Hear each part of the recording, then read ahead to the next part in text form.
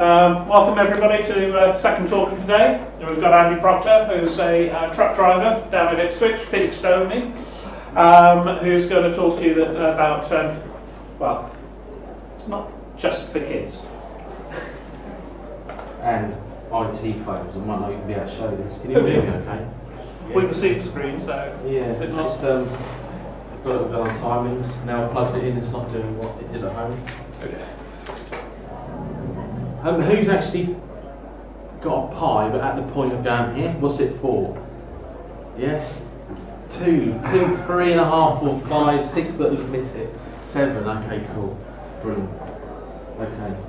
So this isn't going to work for me because I don't know how to use it. If anybody else does, they're welcome to come and make it work. So basically, my name's Andy Proctor, and I messed about with computers when I was a kid, and I had an Atari 600 XL, and that was before we had GPIO pins for those younger people. What we had to do was take joysticks apart and get the end of the wires, working out how they worked, and then make things happen.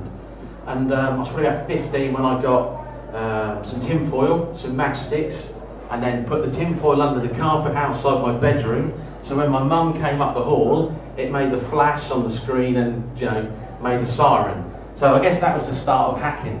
But I think that's pretty cool because when I left school, I became an electrician. So maybe that's sort of the start of that. But that's kind of all I really did at that age.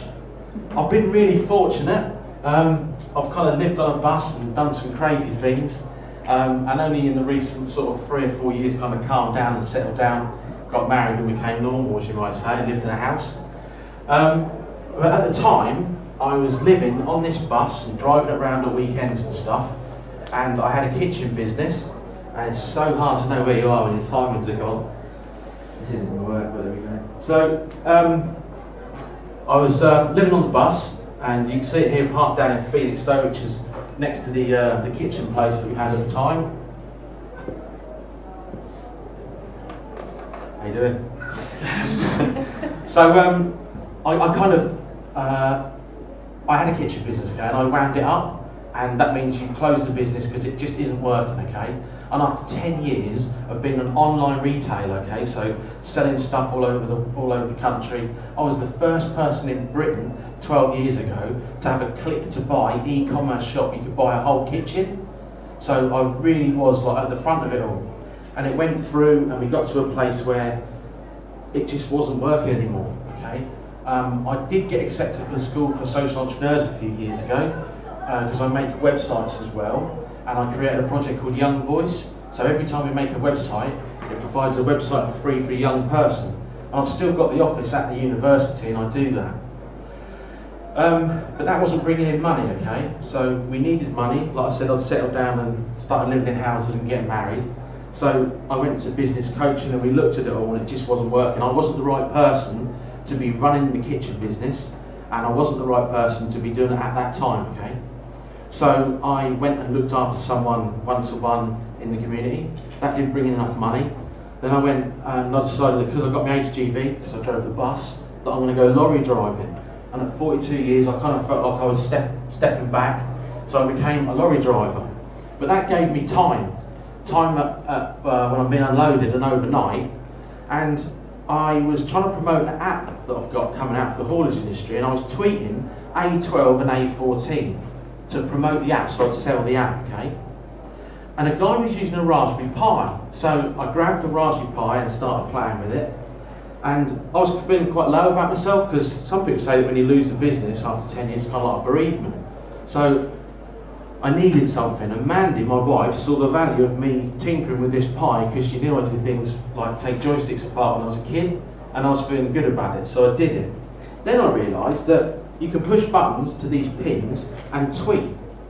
So I came up with an idea to make some buttons for the truck where instead of phoning up 5 or 6 times a day and there's 50 trucks, what about some buttons in the cab? So I had 4 buttons, box on, box off, loaded and unloaded. And I took that, and that was pretty cool. And I thought, oh, this is good, I'm actually achieving something here. So the reason I did that was because my boss didn't believe me when I went in and went, I've got a project called Young Voice. And he was like, all right, driver, but I didn't want to drive a truck all the while. I wanted to do training or get up through the company. So I thought I've got to show him. So I made a YouTube video and I put it online. And then the BBC picked up the YouTube video because the Raspberry Pi people retweeted the video. And this guy called Dougal phoned and he said, I want to come and film you in your lorry. I've seen the things you're doing with the Raspberry Pi. I thought, cool, okay. And I asked him, are you coming to see about the Raspberry Pi or me? And he went, no, you. I was like, oh, starting to feel good again now. That low point, now I've got a high point. I'm going to film with the BBC. And he came with me for the day in the lorry. He enjoyed it as much as I did. And he made this video and it went viral. And it had 500,000 views in the first 7 days, which was brilliant. And it made me feel good, okay?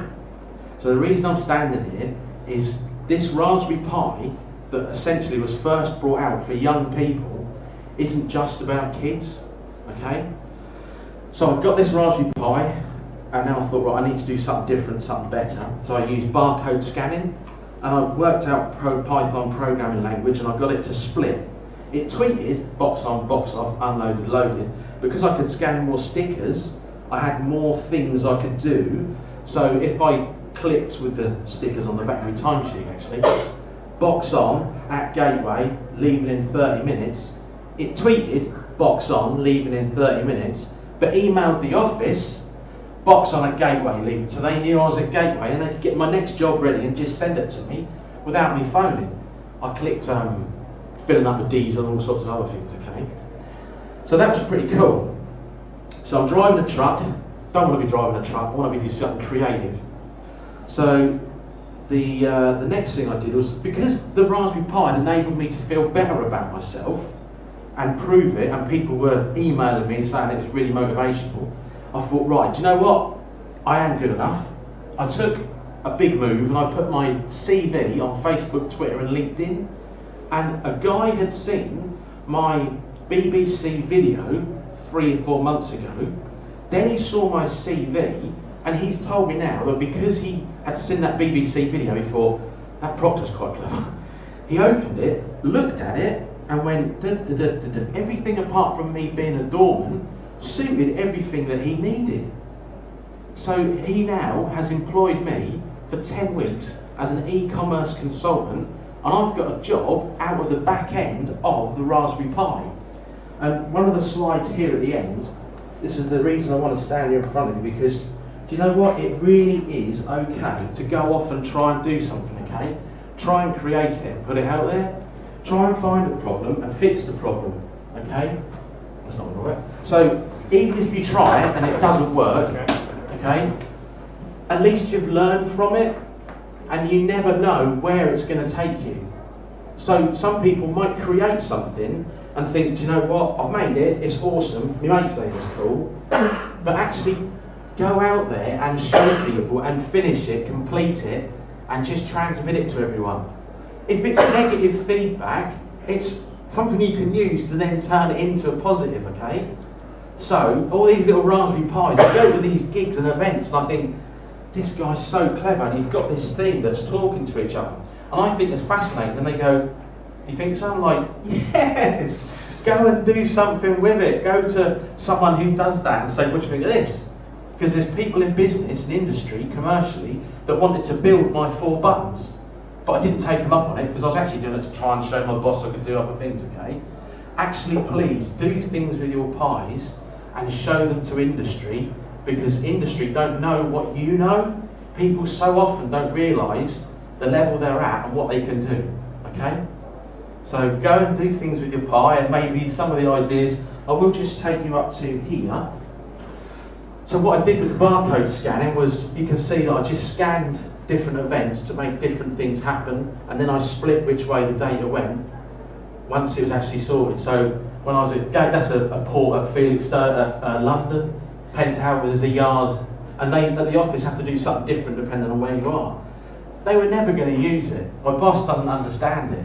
But there are people that have been in contact with me that want to develop that commercially.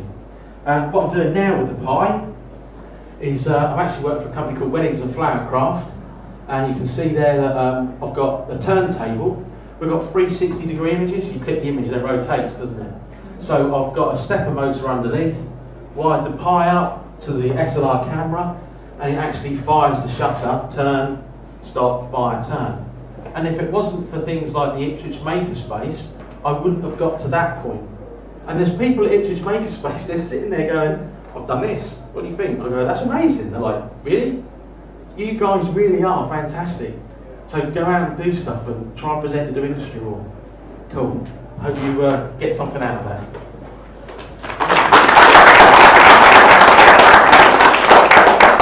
Thank you, Andy. It's really inspirational, that talk. Before I went to tell a bit of my story, I'm actually a real introvert, real quiet person. Don't like getting up and talking in front of people, but because of the Pi, organising these events and doing it, and having fun at the same time. So it is a life changer. It's changed a lot of people's lives in the 3 years. So do we have any questions, by the way? It's a silly question. What were you using Python? So I started in Scratch, made lights change and do that. Then I converted what I'd done in Scratch to Python. Yes. Lots of plagiarism. So yeah, it was Python in the end. Because I kind of got the feeling I should learn Python. Okay, thank you. Yeah, just copy and paste. Well, if someone's written the code already, Yeah. if you can understand what they've done, use it. Yeah, That's what it's there for. that's It's how I great. do it, because I watched others at the club. I go to the computer club in Southend, and I watch what they do, and I realise I can do Scratch because it's easy, it's for the kids. But I'm going to have a challenge of Python on time. Yes. Yeah. Yeah, Python's good. There's some good books written on Python for the Raspberry Pi. It's what's it called? Programming Python with the Raspberry Pi. Is that it, Claire? Do you Who remember? wrote it? Yeah, that's a good one. Why publish it? Yeah, right. Yeah. If you want to follow me on Twitter, I'm going to be doing other stuff, and obviously with the 360 camera.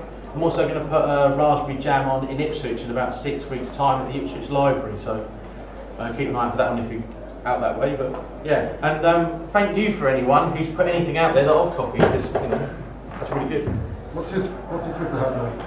Proctor Andy. Proctor Andy. And you can have a look at just Google iData truck. There's a website all about the truck and the video on there, and my original video that I've put up that got caught with the BBC's on there too. So thank you very much. Brilliant. Thank you very much.